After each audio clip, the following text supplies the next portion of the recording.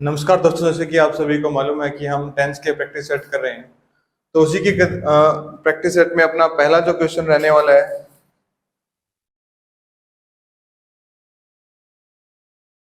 वो आप सभी के सामने है।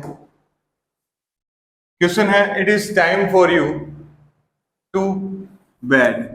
इसके लिए आपको ऑप्शन दिए गए हैं चार। आप में से आपका ऑप्शन क्या रहेगा? आप सभी अपने जवाब दे सकते हैं। आपके सामने ऑप्शन है, इट इज टाइम। ये एक्सप्रेशन मैंने आपको करवाई है इट इज टाइम का। इट इज टाइम,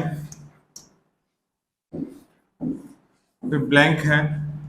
ये मैंने एक्सप्रेशन आपको इट इज टाइम के साथ आपको और भी एक्सप्रेशन आपको देखने को मिलती है, जैसे कि it is high time, high time. और बहुत बार आपको टाइम की जगह मोमेंट भी देखने को मिल सकता है। It is moment, it is moment, it is high moment, it is right भी मिल सकता है आपको यहाँ देखने के लिए। ऐसी एक्सप्रेशंस मैंने आपको करवाई है। तो आप सभी के अकॉर्डिंग जो रूल आपने याद किए हैं उसके अकॉर्डिंग यहाँ पे इस क्वेश्चन में कौन सा ऑप्शन आपका सही रहेगा, और आप सभी कमेंट करके भी बता सकते हैं। D, D to go. तो ये दोनों ऑप्शंस देखो अपने आप कैंसिल होते हैं। जैसे कि आप सभी को मालूम है कि ये जो फर्स्ट फॉर्म है, अगर हम यू को देख के भी लेके आए तो आ सकती है, लेकिन हमें मालूम है हम इंडेफिनिट में नहीं लेके आते हैं। ये ऑप्शन वैसे गलत हो गया, कहीं भी नहीं लेके आते। फिर बात करते हैं गोन की। तो गोन है वर्ब की थर्ड फॉर्म जो बिना हैड या फिर बी इनके साथ नहीं आती। बी के साथ कब आती है? वो पैसिव में आती है, आप सभी को मालूम है। अदरवाइज हैड, हैव या फिर हैज आपको चाहिए क्या आने के लिए? वो आपकी थर्ड फॉर्म, यानी ये अकेली नहीं आती कौन, तो ये कैंसिल हो गया। ऑप्शन आपके सामने बचे टू गो या वेंट। तो इसमें से कंफ्यूजन है, क्या कंफ्यूजन मैं आपके सामने रखता हूं।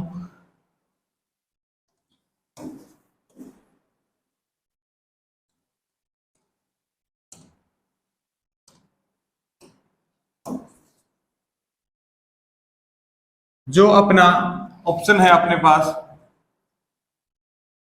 वेंट और टू गो, इनमें कंफ्यूजन है। जो एक्सप्रेशन मैंने आपको कराई मैं एक बार फिर रिवाइज करवाता हूं। इट इज टाइम या फिर ऐसा जितना भी एक्सप्रेशन है, it is right time, it is high time, it is appropriate time, या टाइम की जगह मोमेंट है, तो उसके बाद का जो अपना सेंटेंस रहता है वहां पे अगर हमें दो ऑप्शन देखने को मिलते हैं। एक ऑप्शन में आपको अगर सब्जेक्ट मिले तो आप वर्ब की सेकंड फॉर्म लेके आते हैं। अगर वहां सब्जेक्ट आपको क्या मिले? मिसिंग हो, सब्जेक्ट क्या हो? मिसिंग हो, तो आप टू प्लस V1 लाने की कोशिश करते हैं। देखिए दो, अगर ये एक तरफ आपको इट इज टाइम वाला एक्सप्रेशन मिले और दूसरी तरफ आपको ब्लैंक में कुछ फॉर्म फिल करनी है, अगर सब्जेक्ट मिले तो आप वर्ब की सेकंड फॉर्म लेके आते हैं। अगर सब्जेक्ट मिसिंग हो तो टू प्लस V1 लेके आते हैं। आपने ये रूल सभी ने पढ़ा होगा। अब यहाँ पे दोनों ऑप्शन है, टू प्लस V1 भी है और सेकंड फॉर्म भी है वेंट।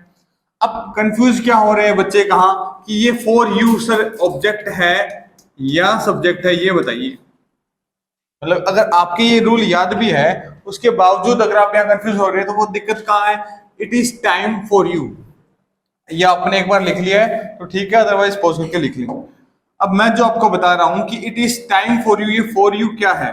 सब्जेक्ट है या ऑब्जेक्ट? अगर ये सब्जेक्ट है तो ये जो रूल आपने अभी लिखा कौन सा, कि आप सब्जेक्ट के साथ वर्ब की फर्स्ट फॉर्म का यूज करेंगे। लेकिन यहाँ पे ये यू, अगर ये फॉर यू है तो ये यहाँ पे ऑब्जेक्ट के रूप में है, क्योंकि ये जो प्रीपोजिशन इसके साथ लगा है ये क्या कहता है? यह सही समय या फिर यह समय है तुम्हारे लिए। तुम्हारे लिए यानी आप ऑब्जेक्ट हैं। लेकिन अगर ये टाइम, ये सेंटेंस ऐसे होता इट इज टाइम और ये फॉर ना के सीधा यू आता, तो ये क्या मीनिंग निकालता? यह समय है तुम्हें बेड पे जाना यानी सोने जाना चाहिए। अब ये सही समय है तुम्हारे लिए, तो फॉर यू लगने के बाद ये ऑब्जेक्ट बन गया और बिना कोई प्रीपोजिशन के यहाँ पे ये सब्जेक्ट बन गया। तो यहाँ पे देखना, यहाँ पे फॉर लगा, इट मींस ये क्या है?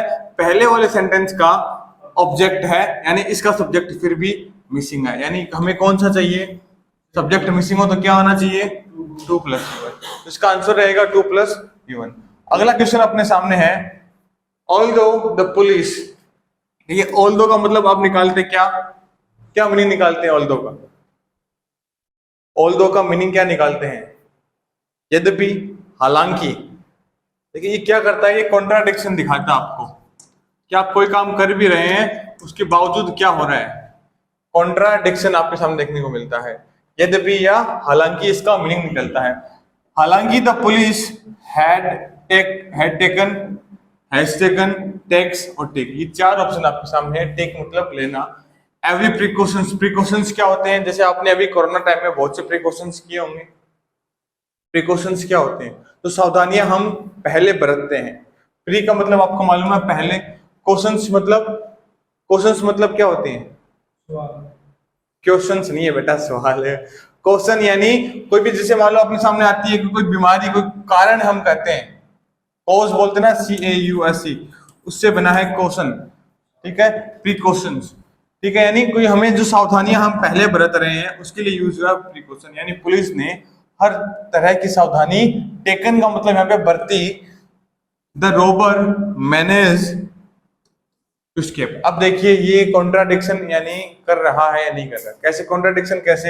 हालांकि पुलिस ने हर तरह की सावधानियां बरती, लेकिन जो रोबर है वो फिर भी मैनेज कर पाया। एस्केप का मतलब होता है बचना, एस्केप का मतलब क्या है? बचना। यानी ये जो रोबर यानी जो लुटेरा या फिर जो भी चोर है वो वहां से बच निकलने में क्या कर पाया? मैनेज कर पाया, सक्सेस हो पाया। यानी कॉन्ट्राडिक्शन हो रही है, पुलिस ने हर तरह की सावधानी बरती लेकिन फिर भी वो बच निकला। तो अब आप बताइए, सावधानी बरती इसका मतलब आपको एक चीज समझ में आ गई क्या? एक्शन क्या है? देखो, चोर बच के कब निकलेगा?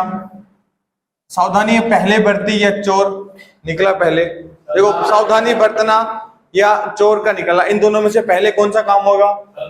देखो कोई ऑप्शन आपके, जैसे मैंने आपने जो रूल याद किए हैं बिफोर और आफ्टर के, ठीक है, ये वहां से सवाल निकल के आया। लेकिन जिसने पूरे वीडियोस को, हर लेक्चर को ढंग से कंप्लीट देखा है, उसको केवल ये रूल नहीं रटे, उसने पूरा कंसेप्ट समझा था। और आप सभी को भी मुझे लगता है कि कंसेप्ट समझ में आया कि केवल बिफोर आफ्टर को नहीं रटना, हमें ये देखना है कौन सा एंटीसीडेंट है और कौन सा प्रेसिडेंट है। यानी एंटीसीडेंट का मतलब जो काम पहले होता है, प्रेसिडेंट का मतलब जो काम बाद में होता है। और जो एंटीसीडेंट है उसके लिए हम लेके आते हैं हेड प्लस वर्ब की थर्ड फॉर्म, और जो प्रेसिडेंट होता है उसके लिए आती है वर्ब की सेकंड फॉर्म। तो इस सेंटेंस को देखिए मैं हर सेंटेंस को बड़े डेप्थ में, हम केवल ऑप्शन सेलेक्ट नहीं कर रहे हैं, हम समझ रहे हैं कैसे इसमें क्या कमियां हैं, क्या इसकी स्ट्रक्चर क्या है। तो जो एंटीसीडेंट है उसका मतलब होता है जो काम पहले हुआ, पहले हुए काम के लिए हेड प्लस वर्ब की थर्ड फॉर्म। प्रेसिडेंट का मतलब काम बाद में हुआ, वर्ब की सेकंड फॉर्म। आप देखिए, रोबर जो चोर लुटेरा है जो बचकर निकला, वो सावधानी बरतने, पुलिस की सावधानी बरतने के पहले निकला या बाद में? यानी पुलिस ने जो सावधानियां बरती, जो भी इंतजाम पुलिस ने किए, उसके बाद जो लुटेरा है वो बचकर निकला। तो बाद में हुए काम के लिए आप क्या करते हैं? V2 आया। तो पहले हुए काम यानी पुलिस ने जो सावधानियां बरती वो पहले बरती काम के लिए आप करते हैं हेड प्लस वर्ब की थर्ड फॉर्म। तो इसमें कौन सा ऑप्शन सेलेक्ट करोगे आप? Had taken. क्या समझ में आई ये बात? कोई दिक्कत नहीं? अगला option, I went to bathroom my clothes and had a nice bath. अब आप देखिए ये एक कंप्लीट, जैसे रूटीन हम बोलते हैं किसी को, हम क्या बोलते हैं, अपना डेली रूटीन किसी को बताते हैं, उस तरह से ये दिया गया है। आई वेंट टू बाथरूम कौन सी फॉर्म है? पास्ट की। यानी आपको समझ में आ रहा है पास्ट का जो डेली रूटीन है वो आपके सामने रखा गया है। मैं बाथरूम गया, फिर आपके बाद है टेकन ऑफ। टेकन क्या है? V3। क्या V3 अकेले आती है? तो ये ऑप्शन यही गलत हो गया। हैव टेकन ऑफ हो सकता है, क्योंकि हैव और टेकन ऑफ आ सकता है, ये वर्ब की थर्ड फॉर्म है, पहले आपके सामने हैव दिखा मिला तो ये पॉसिबल है। टुक ऑफ वर्ब की सेकंड फॉर्म सीधी आ सकती है, टेकन ऑफ फिर नहीं आ सकती, कि दोनों तो ऑफ एक जैसे ही हो गए, दोनों ऑप्शन एक जैसे ही है, तो ये तो वैसे ही गलत हो गए। हो सकता है ये टेक्स ऑफ हो, शायद टाइपर ने गलती कर दी हो, ठीक है, हो सकता है ये टैक्स ऑफ हो। तो अब ऑप्शन अपने पास बचे दो। अगर पास्ट की बात चल रही है तो ये तो वैसे भी नहीं आ सकता अगर टैक्स ऑफ है, बिल्कुल नहीं आ सकता। तो अब हम बात करें कि जब पास्ट का डेली रूटीन चल रहा है तो वहां पे देखिए आगे भी हैड क्या है, ये भी हमें यही बता रहा है, आई टेक ऑफ। अगर मैं एक बार के लिए बोलूं take off my clothes and had a nice bath. अब आपको हैड क्या है यहाँ पे, ये हेल्पिंग वर्ब नहीं है, मैं एक बार फिर बता देता हूँ। हेड क्या है, हेल्पिंग वर्ब नहीं है। क्योंकि देखिए हेड का दो यूज होता है, एक तो किसके रूप में, हेल्पिंग वर्ब के रूप में, और दूसरा मैन वर्ब के रूप में। ठीक है, अगर मैं बात करूं कि दोनों को कैसे यूज करते हैं, हेल्पिंग वर्ब के रूप में हम यूज करते हैं इसका पास्ट के परफेक्ट में, जहां इसके साथ हेड प्लस,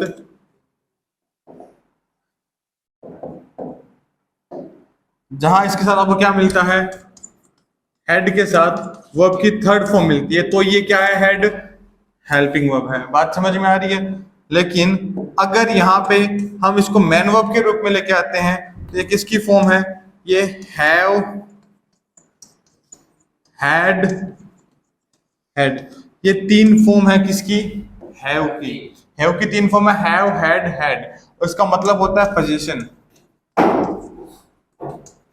क्या मतलब होता है पोजीशन, इसका मतलब होता है आपके अधिकार में होना। पहला मीनिंग तो निकलता है अधिकार में होना, किसी चीज का स्वामित्व होना। जैसे मैं बोलता हूं आई हैव ए पेन, तो ये क्या है, ये पेन मेरे अधिकार में, ये पेन मेरा है, मेरा स्वामित्व है। दूसरा इसका मीनिंग निकलता है क्या, याद करिए, कोई चीज इंजॉय करना, ड्रिंक करना यानी कोई चीज पीने के लिए, या फिर ईट यानी खाने के लिए, इसका मीनिंग हम निकालते हैं। यानी हैव का मीनिंग निकलते हैं दो तरीके से, एक अधिकार होना, दूसरा इंजॉय ड्रिंक या ईट। जैसे मैं कहूँ I am having fun in Goa, आपको वो सेंटेंस याद होंगे कि मैं गोवा में मजे कर रहा हूँ, हैविंग फन। तो वहां पे हैव का मीनिंग था आनंद लेना, एंजॉय करना। आई am having cup of T, मैं एक कप चाय पी रहा हूँ। तो हैव का मीनिंग क्या निकलता है यहाँ पे, ड्रिंक या फिर ईट का। लेकिन यहाँ पे देखिए हैव की दो फॉर्म हो रहा है, हैड है। तो देखिए हैड ए नाइस, यानी यहाँ पे ये अगर इसके साथ कोई वर्ब आती, अगर वर्ब की थर्ड फॉर्म आती तो ये क्या होती, हेल्पिंग वर्ब। लेकिन ये क्या है, देखिए यहाँ पे हेड है वर्ब की सेकंड फॉर्म। मैं आपको हर एक चीज एकदम जीरो से क्लियर करके चल रहा हूँ, हर एक चीज, हम केवल आंसर सिलेक्ट नहीं कर रहे हैं। ये बात आपको अभी तक समझ में आ गई होगी। यानी हमने देखा इस पूरे सेंटेंस में आपको दो तरह की चीजें देखने को मिली। क्या कि हम इसमें पहला तो पास्ट का डेली रूटीन बता रहे हैं, पास्ट का डेली रूटीन बता रहे हैं। तो वहां पे एक चीज तो कंफर्म हो गई क्या, कि डेली रूटीन बता रहे तो वो पास्ट में चलेगा, प्रेजेंट में आ नहीं सकता, फ्यूचर में नहीं जा सकता। पास्ट का रूटीन है तो पास्ट में चलेगा, ठीक है।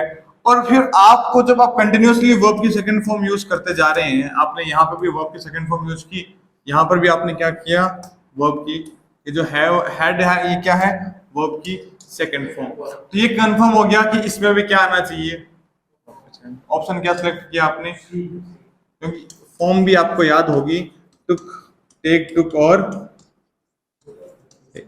सेकंड फॉर्म टुक।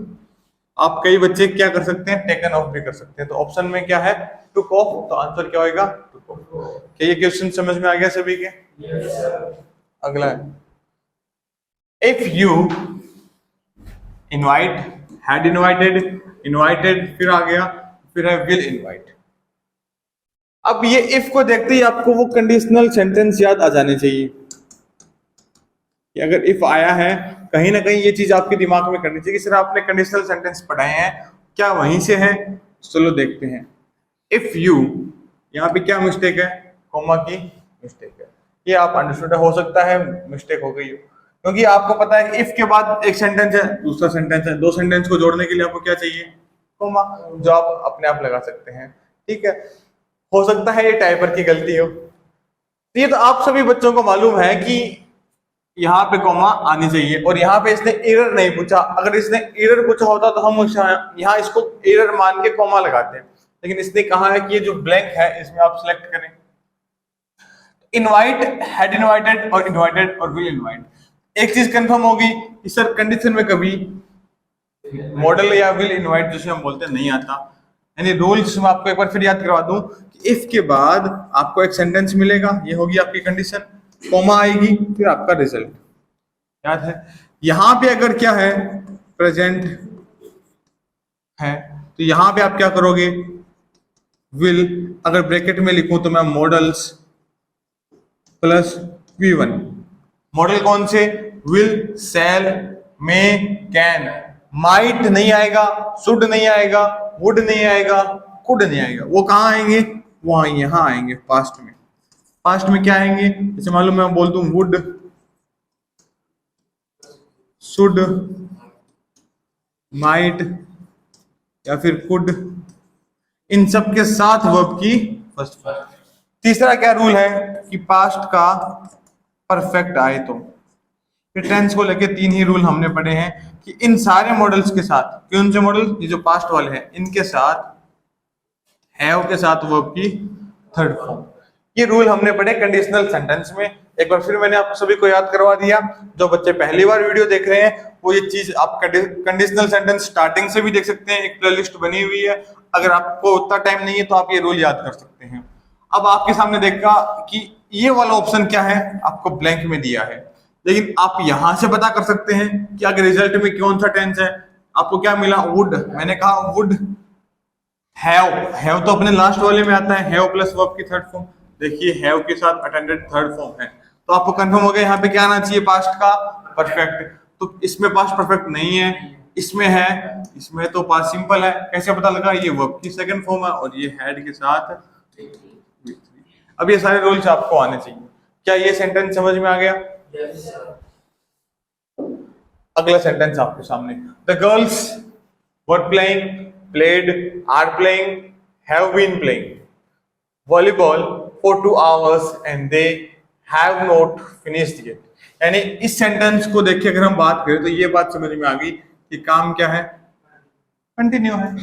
यानी पहली बात तो इस हैव को देखिए, समझ में क्या आया कि काम कहाँ चल रहा है? प्रेजेंट में चल रहा है। किसको देख के पता लगा? इस हैव को, क्योंकि हैव किसमें, किसकी हेल्पिंग वर्ब है?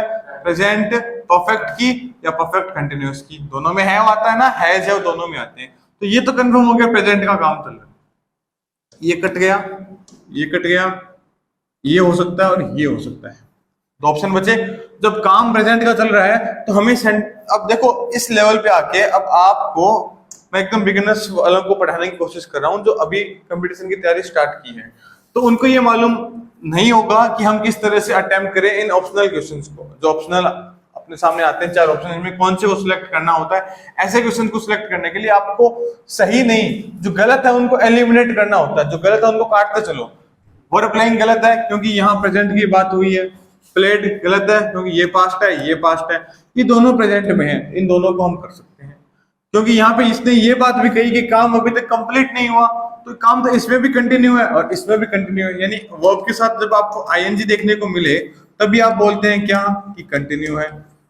यही बात है। यहाँ पे भी आर प्लेइंग है, यहाँ पे हैव बीन प्लेइंग है। दोनों में क्या डिफरेंस है? ये तो प्रेजेंट का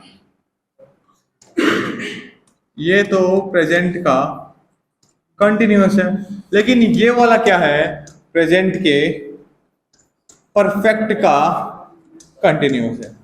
इन दोनों में फर्क है क्या कि ये तो ओनली कंटिन्यूअस है और ये परफेक्ट कंटिन्यूअस है। इन दोनों का डिफरेंस भी आपको मालूम है। क्या मालूम है?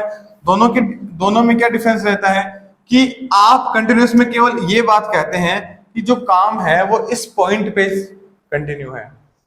यानी प्रेजेंट के कंटिन्यू में आप क्या कहते हैं कि जो काम है वो इस टाइम के इस पॉइंट पे क्या है? कंटिन्यू है, लगातार हो रहा है। जैसे मैं पढ़ा रहा हूं, मैं केवल ये बोल रहा हूं कि मैं पढ़ा रहा हूं, मैं ये नहीं कह रहा कि मैं 2 घंटे से पढ़ा रहा हूं।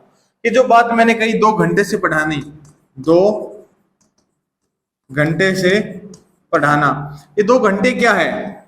ये वो एक्शन है जो आपने कंप्लीट कर दी। यानी आपने कहा मैं 2 घंटे से पढ़ा रहा हूं तो 2 घंटे का काम कंप्लीट हो गया।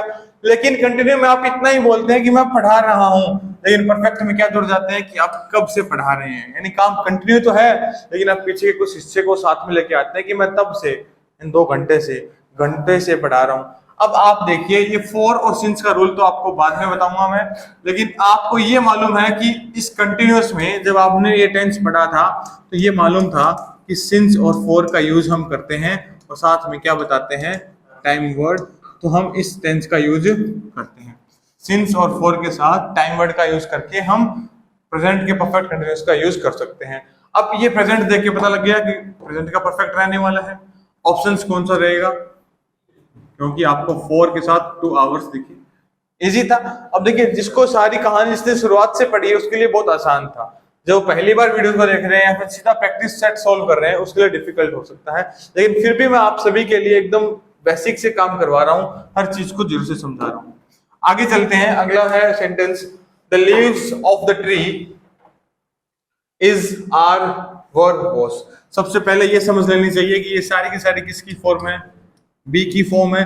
बी की 3 फॉर्म होती है, मैं आपको बता के चलता हूं। पहली फॉर्म होती है इज, एम, आर, दूसरी फॉर्म रहती है वाज, वर, और तीसरी फॉर्म रहती है बीन।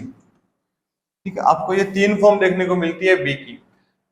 अब ये तो प्रेजेंट में यूज करते हैं, ये पास्ट में, इतनी तो कंफर्म सभी को है, इतना सभी को मालूम है।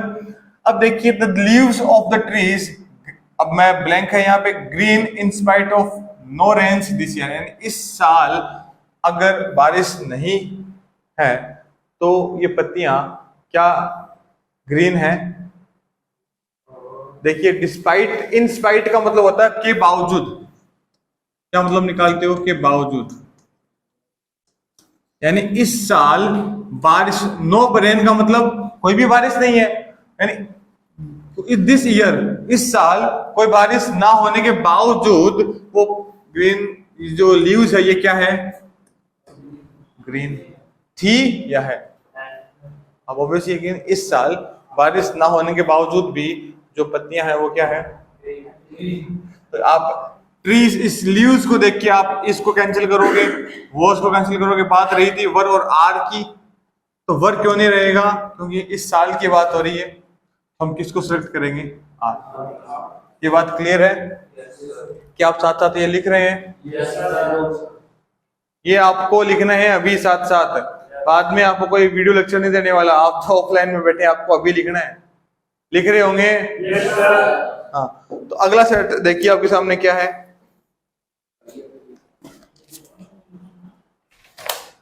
If the players had played well. जो प्लेयर्स हैं हैड प्लेड, आसान है। इफ का रूल कंडीशनल जो मैंने आपको अभी बताया,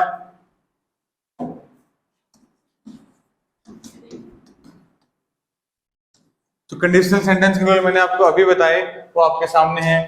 if the players had played, यानी इफ के बाद अगर आपको इस बार क्या मिला है, पास्ट का परफेक्ट देखने को मिला है, तो आने वाले रिजल्ट में क्या आना चाहिए, बोलिए, वुड, कुड, शुड, माइट, इनके साथ प्लस हैव प्लस वी 3, ये चीज आपको मिलनी चाहिए। देखिए कौन से ऑप्शन में है, वुड विन गलत है, हैव थर्ड नहीं है, विन गलत है, ऑप्शन बी सही रहेगा। आई होप आपके रूल याद होंगे और अब समझ में भी आ गया होगा। सभी का ध्यान बोर्ड पे होना चाहिए समझाते वक्त। इसको साइड कर दूं। I have been knocking at the door for 10 minutes. अब देखिए, हैव बीन, देखिए आपके वो सारे रूल्स क्लियर हो रहे हैं यहाँ पे। ये क्या, कौन सा टेंस है, प्रेजेंट का परफेक्ट प्लस साथ में क्या है, कॉन्टिन्यूअस, क्योंकि आईएनजी मिल गया और फिर एट द डोर है तो प्लेसिंग वर्ड आ गया। फॉर आपको याद है कि फॉर सिंस का यूज मिलेगा। 10 मिनट्स दिया है, बट नोबडी, बताइए क्या ऑप्शन आना चाहिए, कि मैं 10 मिनट से इस दरवाजे पे नॉकिंग कर रहा हूं लेकिन किसी ने, नोबडी, आंसर क्या है, ओपन, यानी किसी ने इसको नहीं खोला। बताइए क्या आना चाहिए, हैव ओपन्ड, ओपन्ड, क्या ऑप्शन करेंगे आप। देखिए सबसे पहली बात तो ओपन है, हैज ओपन है, इस ओपनिंग तो वैसे ही गलत आ गया क्योंकि आप क्या कर रहे हैं, यानी एक तरफ कंटिन्यूअस था, दूसरी तरफ आप कह रहे हैं किसी ने इसको ओपन नहीं किया। नोबडी, किसी ने नहीं किया, इन नेगेटिव सेंटेंस स्टार्ट कर रहा है। Nobody has opened it.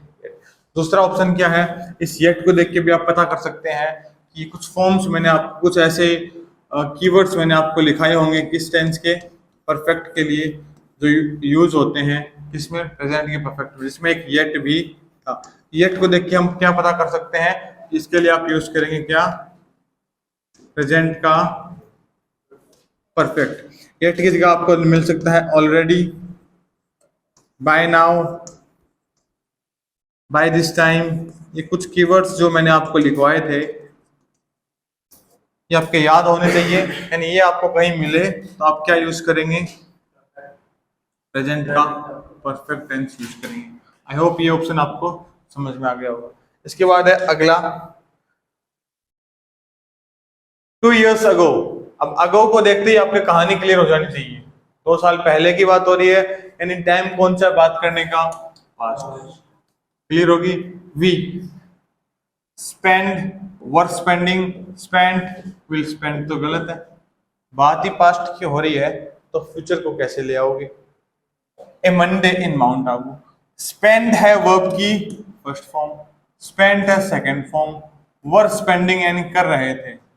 देखिए 2 years ago, 2 साल पहले, we spent a Monday in mount Abu. अब मैंने स्पेंड क्यों बोला, एक रीजन है, वर स्पेंडिंग आता है कोई काम एक्चुअल में उस समय चल रहा होता। अगर इसने ये लिखा होता as at this time 2 years ago, अगर ये बात लिखी होती कि इस समय 2 साल पहले, 2 साल पहले के बाद इसने एक और टाइम वर्ड दिया कि इस समय, on this time 2 years ago, तब आप कहते हैं कि हम व्यतीत कर रहे थे। लेकिन अभी इसने क्या कहा कि 2 साल पहले, इसने ये वर्ड नहीं दिया तो इसने कंटिन्यूटी नहीं बताई। इसने क्या किया कि 2 साल पहले की बात की, यानी ये आपको याद आ रहा होगा पास्ट का स्पेसिफिक टाइम दिया, जिसके लिए आप टेंस यूज करते हैं क्या, पास्ट का सिंपल, जिसके लिए आपको चाहिए वर्ब की सेकंड फॉर्म या डिड प्लस V1, तो डिड प्लस V1 क्या चाहिए, वर्ब की सेकंड फॉर्म। तो आसान था, आपने सिलेक्ट किया ऑप्शन सी। इसके बाद है अगला क्वेश्चन आपके लिए, फटाफट कमेंट करिए अपने अपने answers.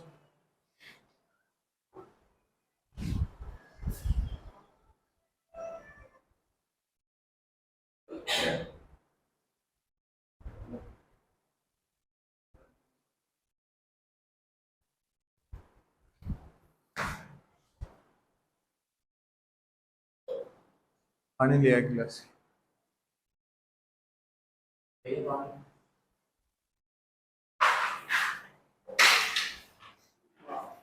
biết rồi đi không?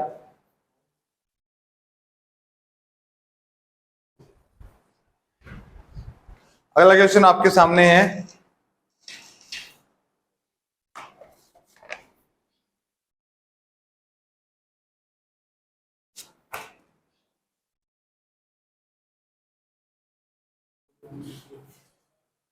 देखिए ये जो 4 का रूल है 2 तरह से काम करता है, मैंने आपको बताया होगा। एक सिंस और फॉर के साथ आप इसका यूज आप जानते हैं कि आप इसका यूज करते हैं किसमें, परफेक्ट के कॉन्टिन्यूस में। इसके साथ मैं आपको रूल क्लियर कर देता हूं कि परफेक्ट कंटिन्यूस हो सकता है किसका, प्रेजेंट का, पास्ट का, लेकिन फ्यूचर का जब आप लेके आएंगे तो आपको सिंस नहीं मिलेगा, आपको सिंस नहीं मिलेगा। लेकिन फॉर आ सकता है, और फिर भी आ सकता है, फॉर, प्रेजेंट, पास्ट, फ्यूचर तीनों में आ सकता है। अब आगे देखते हैं, we waited, were waiting, have been waiting, are waiting for half an hour when the doctor, when the other team arrived, जब और जो टीम है वो पहुंची तो हम आधे घंटे से, और हाफ एन आवर यानी आधे से आधे और 1 घंटे, यानी हाफ एन आवर का मतलब क्या हुआ, 1.5 घंटे के बराबर हम क्या कर रहे थे, इंतजार कर रहे थे। अगर इतना आता कि हम इंतजार कर रहे थे तो आप ऑब्वियसली क्या करते, और वेटिंग करते। लेकिन इस बार क्या है आपके सामने है कि आप आपको एक टाइम दिया गया है क्या, जब आई पहुंची, अराइव का मतलब पहुंची, यानी आपको एक टाइम दिया गया जब दूसरी टीम पहुंची तब हम क्या कर रहे थे, आधा एक घंटे से इंतजार कर रहे थे। बात ध्यान से सुनना, कर रहे थे। दूसरा ऑप्शन आपके सामने हो सकता है इंतजार किया, ठीक है, हमने आधा एक घंटे के तक इंतजार किया। सबसे पहले तो आर वेटिंग तो गलत हो गया, ये हैव बीन वेटिंग आ सकता है क्या, मुझे ये बताइए कैसे आ सकता है। हैव बीन वेटिंग आने का मतलब प्रेजेंट में बात कर रहा है ये।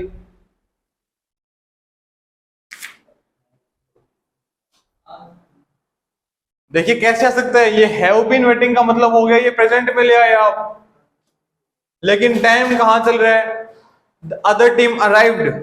बात आप कर रहे हैं पास्ट की, जब आप पास्ट की बात कर रहे हैं तो आप कहां नहीं लेके आ सकते, आप ऐसे थोड़ी बोलोगे जब दूसरी टीम पहुंची तो हम 1.5 घंटे से इंतजार कर रहे हैं, तो मूर्खता है कि नहीं। यानी जब दूसरी टीम पहुंची तो हम इंतजार कर रहे थे। आप चाहते हैं यहां पे आए क्या, हैड बीन वेटिंग, ये आना चाहिए कि नहीं आना चाहिए, आप इंतजार कर रहे थे, लेकिन यहाँ पे ये ऑप्शन में ही नहीं है, नहीं है। लेकिन ये तो वैसे ही गलत हो गया, क्योंकि आप ये तो नहीं कहेंगे कि जब दूसरी टीम पहुंची तो हम इंतजार कर रहे हैं, ये तो ऑब्वियसली गलत हो गया। तो ये भी गलत है, ये भी गलत है। बात रही वेटेड की और वर वेटिंग की। अब आप ध्यान से देखना कि वेटेड भी आ सकता है, लेकिन क्यों नहीं आएगा, क्योंकि मैंने आपको वैन का रूल बताया था। हाँ, वैन में भी ये ऑप्शन था कि दोनों तरफ क्या आ सकती है, इंडेफिनिट आ सकता है ना, इंडेफिनिट आ सकता है। इस तरफ भी क्या है, इंडेफिनिट, किसका, पास्ट का। तो आप कोशिश करेंगे इधर क्या लेके आने की, पास्ट का इंडेफिनिट। लेकिन आप ये नहीं कह रहे कि जब दूसरी टीम आई तो हम 100 घंटे तक इंतजार किया। आप क्या कहना चाहते हैं, हम इंतजार कर रहे थे। आप कौन सा ऑप्शन सेलेक्ट करोगे, किस किस का सही था, तुक्के बाजों का सही था मतलब पढ़ने वालों का सही नहीं है, हाँ?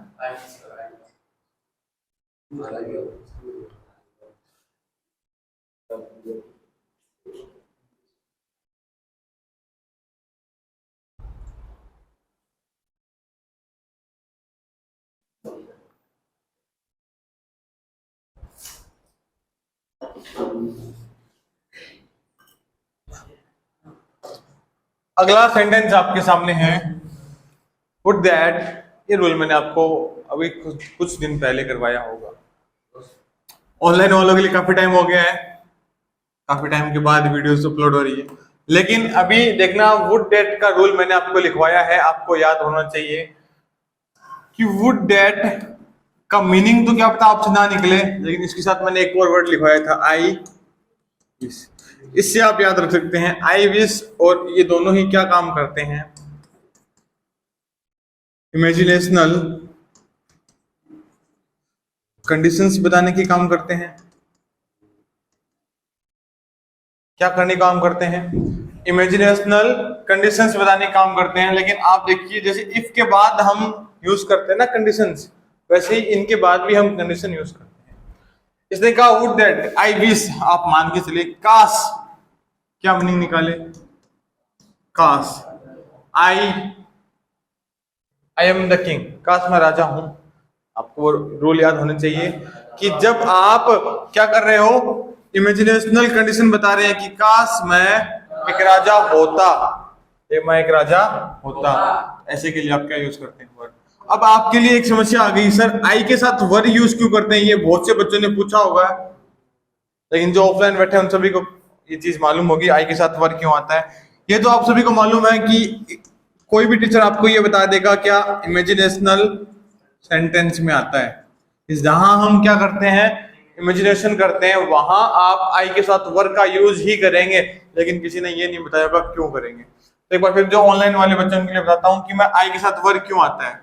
अभी तक आपने आई के साथ वॉज यूज किया है, लेकिन इस बार आपने वर किया। किसी टीचर से आपने पूछा, रीजन पता लगा, इमेजिनेशनल सेंटेंस में आता है, लेकिन कारण नहीं बताया ढंग से। देखिए एक सब्जेक्ट है आई, जो क्या कर रहा है, जो कल्पना कर रहा है, जो कर रहा है कल्पना कि काश मैं, कल्पना करने वाला। दूसरा, आप किसी इंसान की तरह बनना चाहते हैं, जो क्या है, एक राजा है। आप उस राजा की तरह बनना चाहते हैं, आप किसी एक डोर की तरह। आप कभी ऐसा नहीं कहते काश मैं एक राजा होता, आप साथ में कुछ बोलते हैं, काश मैं एक राजा होता तो मेरी रानी सबसे अच्छी होती। ठीक है, यानी आप जब किंग की बात कर रहे हैं, आप ऐसे कह सकते हो कि काश अगर मैं राजा होता तो पूरी दुनिया पे राज करता। तो आप एक ऐसे डूअर की तरह बनना चाहते हैं जिसने कोई ना कोई काम किया है। आप भी एक सब्जेक्ट हैं और आप किसी डूअर की तरह, बस तो आप किसी डूअर की तरह बनना चाहते हैं जिसने शायद कोई काम किया है। आप जब भी कल्पना करते हैं, आप किसी की तरह बनना चाहते हैं, तो आप एक डूअर की तरह बनना चाहते हैं, और उसी डूअर को हम क्या बोल देते हैं, सब्जेक्ट। तो ध्यान देखिए, एक ये सब्जेक्ट, एक ये सब्जेक्ट, जब सब्जेक्ट दो मिलके क्या बन गए, प्लूरल। तो वर्ब क्या आती है प्लूरल के साथ, वॉज या वर, वर्ब। तो ये एक एक्चुअल रूल था, एक्चुअल में फैक्ट था कि आई के साथ वर्ब क्यों आता है। आई होप आपको ये बात समझ में आई होगी। आज के लिए 15 करेंगे, बाकी कल देखेंगे, फटाफट कर लेते हैं। यू हैड बेटर,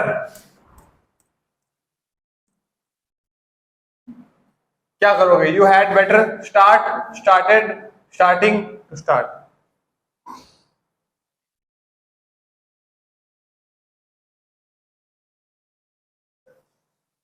क्या ऑप्शन सिलेक्ट करोगे, और रीजन के साथ, केवल तुक्केबाजी नहीं, रीजन के साथ। स्टार्ट, स्टार्टेड, स्टार्टिंग,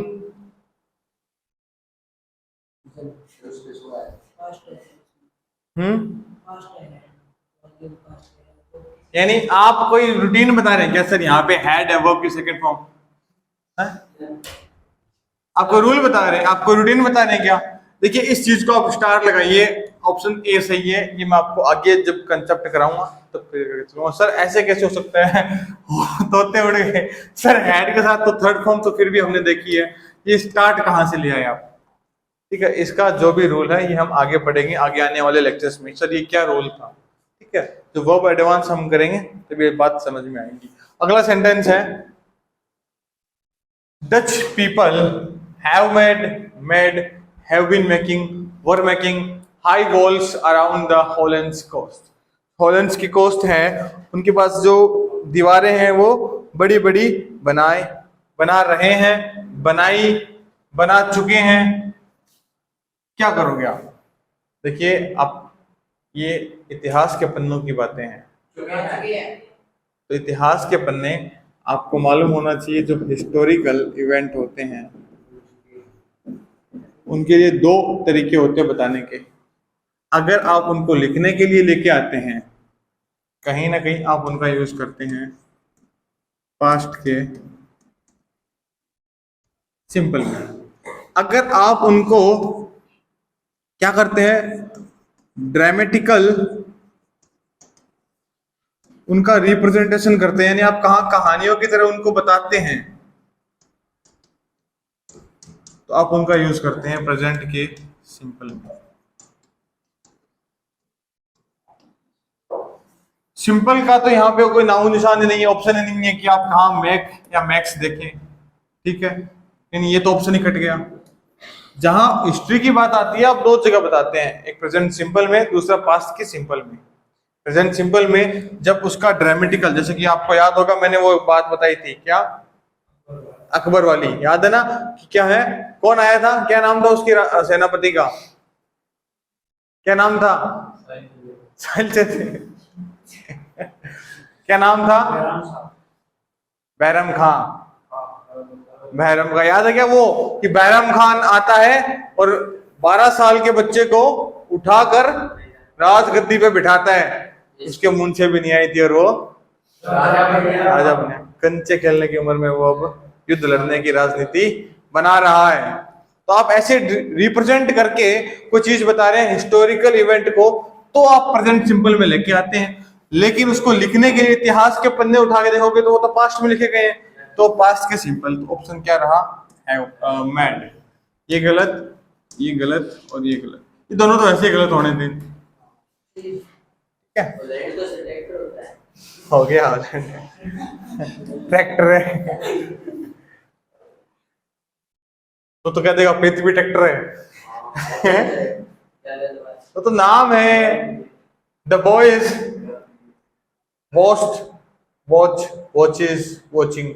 अब देखिए ये वॉचिंग तो वैसे गलत हो गया ना, हुआ कि नहीं हुआ? हाँ, क्या है? The boys television every night unless. अब अनलेस का रूल भी आपको याद है।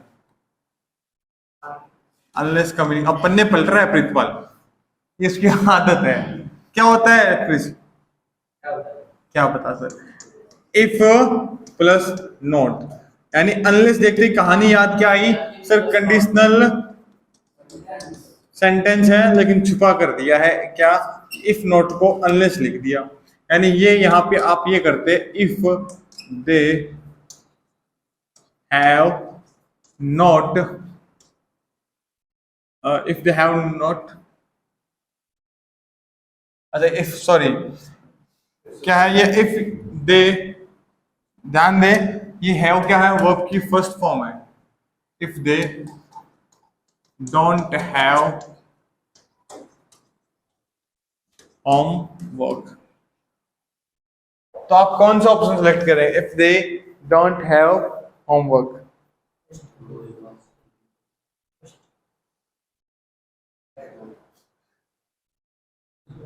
कौन सा ऑप्शन सेलेक्ट करेंगे? अब गधों, आपको ये मालूम ही नहीं है कि कंडीशनल सेंटेंस में इफ नॉट क्या कंडीशन बताने का मतलब है? ये बोला पूरा सेंटेंस क्या है? कंडीशन है। कंडीशन है कि नहीं है? ये सर अब कंडीशन का जब रिजल्ट आप इधर बता रहे हैं, इस सेंटेंस में आप रिजल्ट बता रहे हैं, तो रिजल्ट में क्या आता है? ये कौन सा टेंस है? डोंट हैव वाला या हैव वाला? कौन सा टेंस है? जल्दी बताओ। Simple present. जब कंडीशन सिंपल प्रेजेंट में है तो रिजल्ट किस में आया था? अरे वो याद है ना, मैंने यहाँ पे लिखा था विल, यहाँ पे प्रेजेंट सिंपल है तो will, shall, may, can plus V one. तो यहाँ पे आपके ऑप्शन में नहीं है सर कहीं, क्या करें?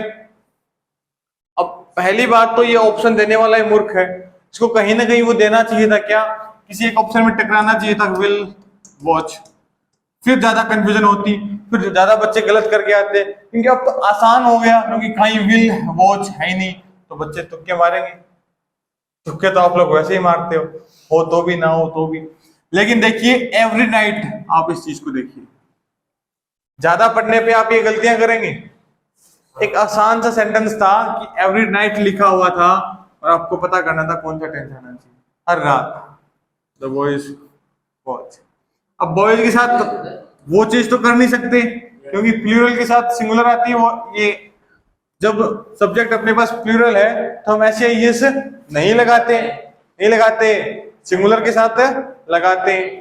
तो ये तो बॉयज प्लूरल है तो ये कैंसिल हो गया, ठीक है। वॉचिंग वैसे कैंसिल हो गई थी, क्योंकि बिना आईएनजी, बिना इजएमआर वॉचवर के साथ कैसे पॉसिबल है, ठीक है। वॉच्ड और वॉच में कंफ्यूजन थी। अब ये तो क्लियर हो गया कि एवरी नाइट के लिए आपको ये थोड़ी पता है कि पास्ट की बातें। अच्छा समझ में आ रही? अब क्या करेंगे? वॉच। आज का लास्ट सेंटेंस आपके सामने है, फटाफट कमेंट करके बताइए क्या आंसर रहेगा।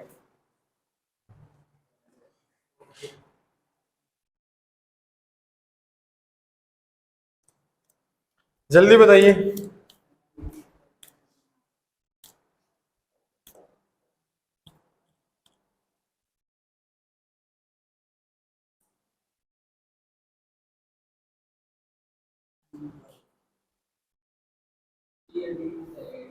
अच्छा सी और डी में से एक आएगा, रीजन बताओ। तुक्के भी आधे मार रहे हैं, देखो केबीसी चल रहा है 50-50 वाली हेल्पलाइन ले ली, तो दो दो आंसर तो कट गए सर, दो में से कोई एक आता है ना। ना आप बताइए कौन सा ऑप्शन, एक ऑप्शन बताइए, ए बी सी या डी। देखिए ध्यान से इसका हम स्ट्रक्चर देखते हैं। इसने आगे लिखा है, इस चीज को आप ध्यान से देखिए, इट इज, ये गलती से हुआ है, it is at 10 AM tomorrow. यानी आपने टाइम बताया है कि अपॉइंटमेंट है मारिया का डॉक्टर के साथ और कल है, टुमारो 10 AM। अब ये जो अपॉइंटमेंट आपको पता लगा, ये अपॉइंटमेंट आपको शायद या तो अभी पता लगा या जब आपने लिया तो पता लगा, और जब किसी ने लिया तभी तो कहेगा ना कि जो अपॉइंटमेंट है वो कल 10 बजे है। यानी एक बार देखना, क्या अपॉइंटमेंट लेने का काम कंप्लीट हुआ? क्या बहुत ज्यादा फास्ट में कंप्लीट हुआ या अभी अभी कंप्लीट हुआ? क्योंकि अभी अभी कैसे बोल सकते हैं? क्योंकि अपॉइंटमेंट भी तो कल ही है, यानी इन्हीं कुछ दिनों में अपॉइंटमेंट लिया गया है और अभी अपॉइंटमेंट होना भी बाकी है। ठीक है, यानी कुल मिला के काम जो कंप्लीट हुआ है वो अभी अभी कंप्लीटेड, रिसेंटली कंप्लीटेड एक्शन है। इस रिसेंटली कंप्लीटेड एक्शन के लिए आप क्या यूज करते हैं? परफेक्ट। अब परफेक्ट कौन कौन से में है? इसमें नहीं है, इसमें नहीं है, इसमें नहीं है, तो सोचने का विषय नहीं है। हैज, ठीक है, Maria has made an appointment to see the doctor. आज के लिए इतने काफी। आई होप आप सभी को ये सारे सेंटेंस समझ में आए होंगे किस तरह से हमने इन ऑप्शंस को एलिमिनेट किया। यानी जो सही है वो तो सही है ही, लेकिन जो गलत है वो गलत क्यों है ये ज्यादा जानना जरूरी हमारे लिए है, तब जाके हम इंग्लिश को बेहतरीन तरीके से समझ पाएंगे। मिलते हैं कल, आज के लिए अलविदा। Bye sir.